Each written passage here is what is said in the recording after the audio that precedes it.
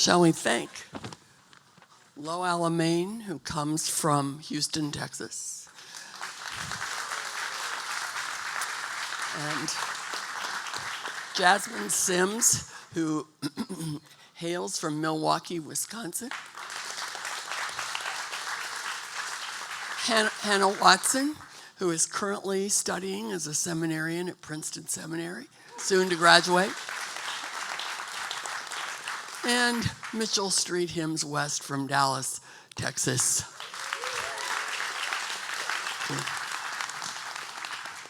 And now we're going to hear from some of the other creative people. Excuse me, it helps if you put the microphone next to your mouth. Jody Hassett Sanchez, who is the producer-creator of the film that you saw. And she's going to lead a conversation with Kieran Dodds, who is here, stills photographer par excellence. Look for him on the web and elsewhere. And I got to check to be sure I know everyone who's up there. And David and Joy Bailey, who were on the New Jerusalem trip.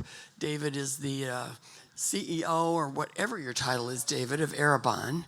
And Joy is an artist, and you saw her on the screen. So I think that's who's going to be. Who did I leave out? And Straight, of course, Straight. You know, how could I overlook you? Okay, forgive me. Okay, and Straight. Yes, it's the artist. Thank you. Joy, will you go there? Yeah. David. Great. So, I once heard a Catholic bishop. Audio, good, everybody? Good, everybody on? I once heard a Catholic bishop compare pilgrimage to art and poetry as instances of beauty that can put us in touch with the sacred. And I think it's in moments and evenings like this that we get it. We really get it. So while the next maybe 15 minutes is going to be about words, after that, I think Christianity is very logocentric, but you will have more visuals as you step into the next room for another extraordinary experience. But those of us who are privileged to be on this trip, some of us working, some of us just like enjoying it, Roberta and I thought it would be useful to maybe chat about it a little bit. So I would love to because we just heard from Street and your crew, I'd love to hear from you as you shared this trip with your fellow poets who actually didn't get to come on this magical mystery tour. How did you decide which themes and ideas to kind of focus on tonight? I think it was interesting. One of the aha moments I received while being in all the various places that represent the New Jerusalem that impacted me the most as somebody who is heavily involved in the Black community. I'm an urban apologist.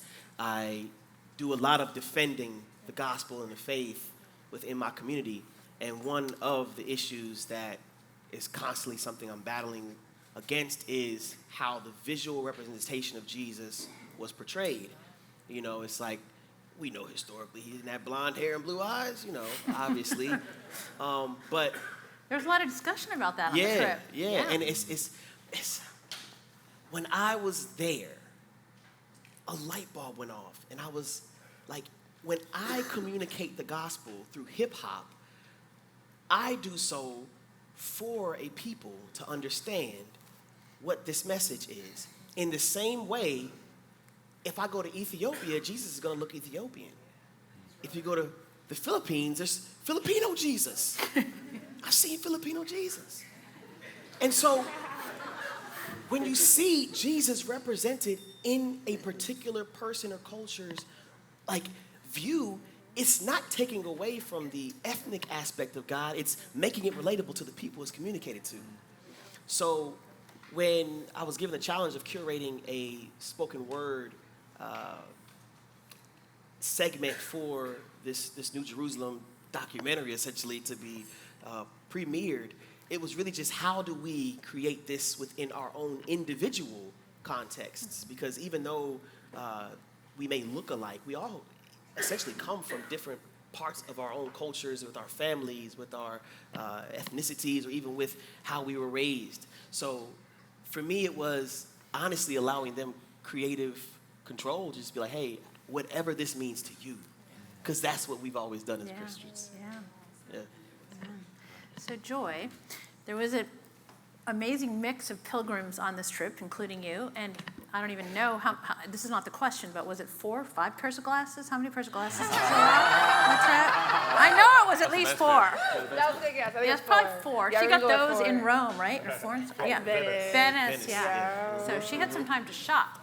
Which brings me to the point that I know that y'all had some fancy lunches and dinners while Kieran and my film crew were just kind of working. So I'm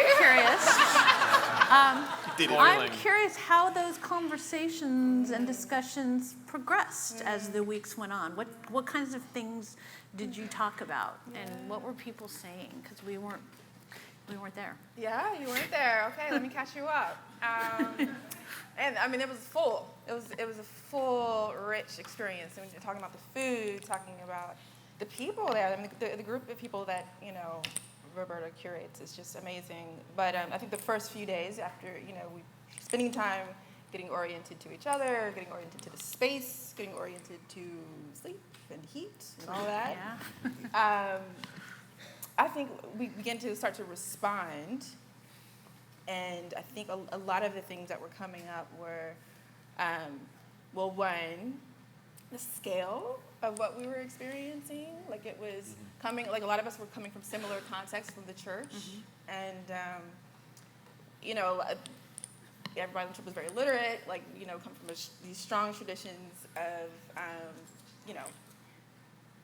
faith being very either oral or written, but to see it so visually impacting it was almost like just kind of like breaking us all open, and trying to find language for that, I think took the entire trip. Well, I loved how you talked about feeling in story, like you saw yourself in the story, just like y'all were talking about. There's nobody that looked like you in there, but you knew you were in that story. Yeah. So you want to know how we saw ourselves in this story? Yeah. I mean, it was like the story. I mean, as Mitchell was saying, it's not. You understood that they were interpreting it from their context. Move your necklace. Yeah. Sorry, I used to be in television, so can't help it. So people are interpreting the story in their context, but you're always getting the same narrative over and over again in different color, different light, different shapes, different sizes. And it just was like it's just the same message getting reiterated and hammered into your eyes and your soul and your body, and then in conversation, and then sealed by delicious meals 3 times a day, and then sumptuous fabrics that you're laying on at night. But yeah, we were always finding ourselves there. Yeah.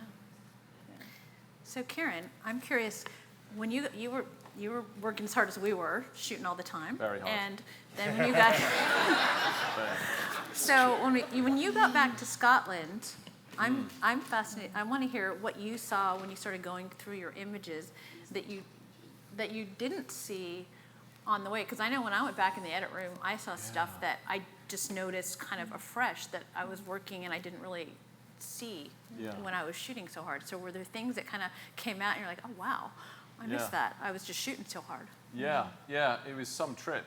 So, I mean, every day felt like could have been a journey itself. Yeah. And I was there like visual overload, trying to document it all and be part of it. And I did some reading beforehand, my many books. But when I was there, you were speaking about things with people. You were processing it as you went along, actually, and you were starting to see what Roberta was on about. Because What Roberta was on about. I'm still getting there, but we've done well. But the way I've thought about it really is it's like a mosaic. I've been staring at mosaics for months, and a mosaic is fragments, isn't it? It's broken. It's an image that's broken, yet it's brought together. And you're not to look at the brokenness, but the actual image.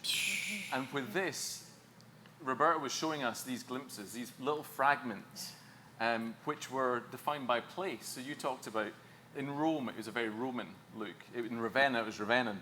And in Aachen, in London, it was incarnated in that place, looking at how they interpret the New Jerusalem. and brought together, they start to show you that bigger picture. And I like what you were saying, even in Texas, the New Jerusalem can appear in a very Texan way. Can anything good come out of Texas? You know? Have you been to Texas? But I think that's biblical. Yes, it can.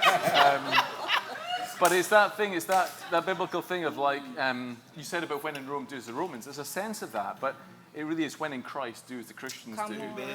And they've done the thing in that place, in that time. And it's these fragments scattered across space and time, centuries and cultures.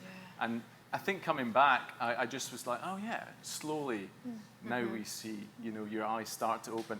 But saying that, I mean, like immediately coming back, I was exhausted and moving house. So it took a while.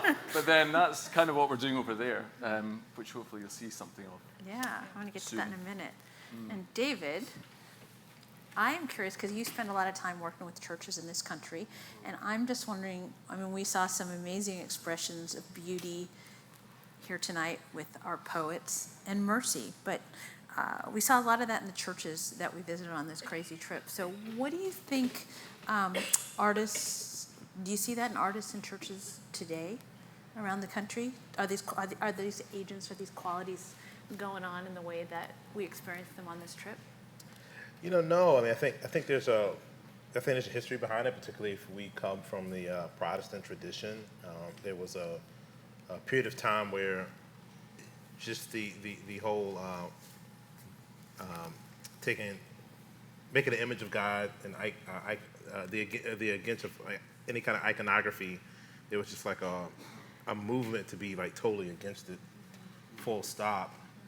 And then there ended up being like a production of like the image of God as like a marketing tool, and so there ends up being this kind of utilitarian image of particularly Protestantism, and then now, I mean, in the last 40, close on to 50 years now, it's almost been like a church growth, pragmatism. So oftentimes, like, what makes our churches grow and the kind of decisions that we make are using the same tools that we do to decide on where to put the Chick-fil-A or the latest mall. And so there's such a deep utilitarian economic dynamic to it. So artists oftentimes tend to be a means to an end. What do you mean by that? I mean, a lot of times can be very reductionistic to kind of Christian propaganda in many ways, like, I mean, if to put it in the most kind of like direct, crude way of saying it. And so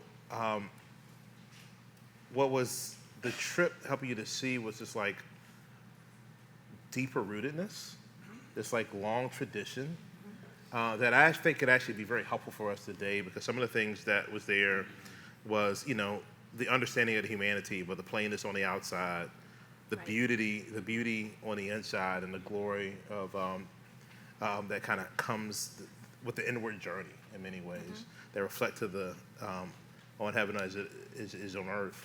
I'm going to push you on a little of that, because one of the things we learned, and Roberta made the point several times, was how those churches were so kind of plain on the outside. Then you walk in and it's like, wow, which if you think of the folks going into the church at that time, how it blew their mind. But I bet everyone in this room today, spends 4 hours a day online and sees things all the time. So that knock your socks off kind of beauty, we're a bit inured to it. So how do we? I think there's like a level of like awe. I think that. How do we get that all back? I think that's still, even what you just described is very different than like scrolling on the phone and Instagram, right? I think that there is something that what it awakened on this pilgrimage, and what's kind of, this is just something that Roberta and I've shared in common anyway, of this whole New Jerusalem, this whole sense of like digging deeper to engage in beauty and art to reflect the image of God, not only the image of God, but reflect the city of God that's to come in the beauty and the art. I think that's something what we need, because like the narrative was, there was always like Christ glorified. There were all these like different themes, but even like the judgment, right, was a significant factor that was in there. And it wasn't even like judging the people over there. It wasn't about judging the Dems or judging the Republicans. Right. It was about like being before like this kind of sober mindedness that happens about like we all have to have an account. And there was a common theme, particularly about what kind of had you on in and out, really oftentimes had to do with mercy and the ways that you care for the least of these and the ways that you love to care for others. And there was a deep suspicion also in many of the places for those who were in power, and who were in cahoots with the empire, And so I think that we could learn a lot from that right now. I think there's something that it could kind of help us and remind us in. And so I love what Matthew said about that when we were in Aachen, which was the whole notion that Charlemagne did not tip his hat to the powers of the day. Yeah. Or we wouldn't be still going there. Yeah. And I think that's something that that's always been a temptation from Genesis to Revelation. Yeah. Of God's people being reminded not to trust the empire. Yeah. There was a reason why God formed the people of God, not when Joseph was like number 2 in Egypt, but they formed the people of God in Exodus, where it says there was a Pharaoh that did not know Joseph. Right. And they were under the foot of the empire. And he said, always remember where you started, Yeah. because when you have the opportunity to then engage in the pluralistic ways, I want you to remember that you were once a stranger in the land. Yeah. And God eventually judged them because they didn't steward that well. Right. And thus came from the need for Jesus, this Messiah, that didn't grow up as a privileged Roman citizen, but a Palestinian who was under occupation. And that's a really important, aspect of what it means to be the people of God, to remember that. A Jewish Palestinian, not an Arab Palestinian, but that's a whole nother subject. Sorry. Yeah, we're not going there tonight. That's for the next trip. Thank you. The next trip. So I have one question, and y'all can jump in, or you don't have to. But I'd love to save you for last, Kieran, because what I want you to do is kind of set the stage for us as we enter into the second equally extraordinary part of the evening. But if you remember in the film at one point, Roberta says, the people on this trip don't even know yet what they know because they haven't had time to absorb it. Yes. So now we're a year out. All of you guys were on that trip. So I wonder if there's something now that you've had the time to process, to pray, to think, that has come to you, or I hate that word takeaway. That's like a Sunday morning talk show thing. So I'm not going to say that. But just, is there something that kind of you return to? Maybe it wasn't seeing the film or hearing the poets that you're like, yeah, that was something that I'm holding close to my heart. So anyone who wants to jump in, no pressure, and then we'll have Kieran kind of set us up for what's coming next. I guess I would just say that I think the trip was full and rich and long, and sometimes when the body felt like it couldn't bear it, you wonder, how long is this story? And then the more you sit in it, the more you begin to appreciate it. And so, in looking back, what I realized I absorbed, and I didn't realize it, and when I'm repeating it and telling it to friends and people who ask me about my experience, I found myself any story that I felt was important and pointing to the kingdom. I took my time. I took my time to tell the story, and it took as long as it took. And for those who were prepared for receiving the story, because God, God is present, that my responsibility was just take the time. Take the time to tell Good, it amen. richly and embellished with all beautiful detail. Anyone else? I think I had a new eye for viewing things like architecture. You go back home, and the way we even build buildings here, or our homes, we don't even make porches anymore. Porches were developed for community, and now it's more or less expand the backyard for us. Drive-in garages where you don't have to talk to your neighbors. Yeah, and so it's. I remember Mike G. You know what I'm saying? He mentioned how pilgrimages were never done as an individual. Right. We did it as a community. Yeah. And knowing that we're called to do so as a community is important. And one of my favorite pieces, it's funny because I don't remember the name of it. We saw so much art, but I remember we were in, I believe, Paris or Italy and Paris. or Did Italy. I miss that part? Yeah, Italy. You know, the days kind of got together. They served escargot there. Okay, that's all I remember. And That's funny. it was a model of what a Michelangelo piece did. And if you looked at the back of it, and if you even zoomed into it, it wasn't even completed. Oh yeah. It was. I would even beg the question. He would not have wanted it displayed. Oh, yeah. You know, and I think it just calls the question, like, when we admire things that are artistic or these beautiful architectures and or architectural places, and we're thinking, man, I could never do that. Like, man, like, I wish we could do something like that today. Not realizing that things like that are happening in the now. Like, we're honoring God with the things that we make, but a lot of times, because of the pressure of not wanting to be compared to something else or not wanting people to get not a fully fleshed out idea or things like that, let's just keep it to ourselves. And I've struggled with that too myself, having these gifts and then not allowing it to be for the edification of others, which is what the intent of the gift was for the first place, as the scriptures say. And so knowing that people could even admire such an unfinished work, I was like, man, we need to, as a body, collectively come together and just release, because this is what it looks like. So for me, it's an encouragement to the believer, whether young or old. You know, if it's the 6-year-old in Sunday school coloring in the temple, it's like, man, you're making New Jerusalem. You know, Amen. Yeah. you know, and us encouraging that and promoting that, man, like, you're contributing to what God is doing on this earth right now, and hope for what's to come. Yeah. Yeah. And I just want to say one thing, because in your poetry that you had that we put in the film, you talk about patronage. And there was so much patronage that we saw in the art on this trip. Yeah. And I just got to do a little shout out to Howler and Roberta here, because I know a lot of people of privilege who will buy art to kind of signal, like, I got taste, I got art. And that's not how they roll. They support artists and people over the years through thick and thin, whether they ever make it big or they get in a church or whatever. And this was Roberta's vision. And as I said, I was nervous at the beginning, but I look at this tonight and I look at where this is going to go, and I'm just thankful. And I just want to say I'm thankful for the way that you guys have used your privilege and continue to. That's not for your own glory. Yes.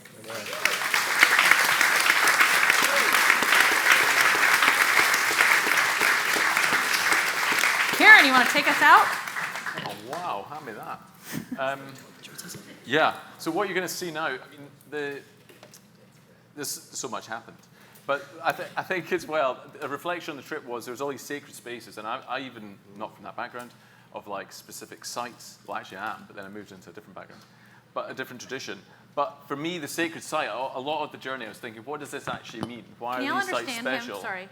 Can you understand me? Checking. It took me a week. He's so good. He's so smart. Y'all can understand me. Come